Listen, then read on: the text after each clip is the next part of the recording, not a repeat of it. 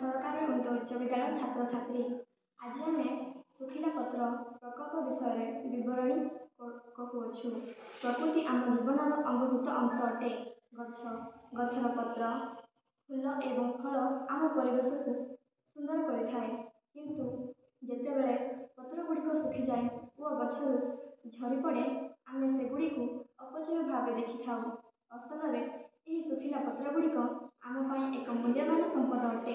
ସେମାନଙ୍କୁ ସଠିକ୍ ଭାବରେ ବ୍ୟବହାର କଲେ ପରିବେଶ ଓ ଅର୍ଥନୀତି ଦୁଇ ଦିଗରେ ଲାଭ ହୁଏ। ଏହି ଭାବନାକୁ ଧ୍ୟାନ କରି ମୁଁ ଶୁଖିଲା ପତ୍ରର ପ୍ରକଳ୍ପ ଆରମ୍ଭ କରିଥିଲି।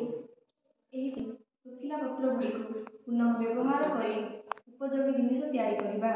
ପ୍ରଥମେ ମୁଁ ଆମ ବିଦ୍ୟାଳୟ ଓ ଘର ପାଖରେ ପଡ଼ିଥିବା ଶୁଖିଲା ପତ୍ରଗୁଡ଼ିକୁ ସଂଗ୍ରହ କଲୁ। ଏହି ପତ୍ରଗୁଡ଼ିକୁ ସଫା କରି ଶୁଖାଇ ଦେଲୁ।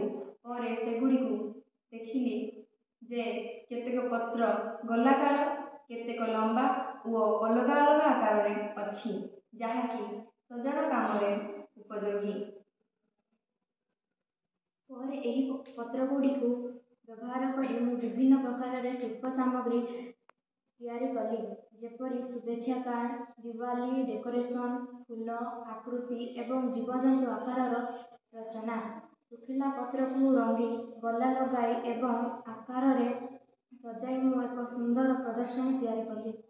ତା ସହିତ ଏହି ପତ୍ରଗୁଡ଼ିକୁ ସଜାଣ ସହିତ ଜୈବ ସାର ତିଆରି କରିବାରେ ମଧ୍ୟ ବ୍ୟବହାର କଲୁ।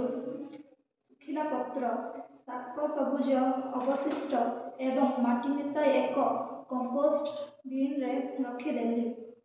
କେତେକ ସପ୍ତାହ ପରେ ସେଥିରୁ ଏକ ସୁସ୍ଥ ଜୈବ ସାର ତିଆରି ହେଲା, ଯାହା ଗଛ ପାଇଁ ଖୁବ୍ ଉପକାରୀ। ଏହି ପ୍ରକଳ୍ପ ମୋତେ ଶିଖାଇଲା ଯେ ପ୍ରତ୍ୟେକ ପ୍ରାକୃତିକ ଜିନିଷର ମୂଲ୍ୟ ଅଛି। ଶୁଖିଲା ପତ୍ର ସେପରି ଅବକ୍ଷେପ ନୁହେଁ, ସେମାନେ ଆମ ପରିବେଶ ଓ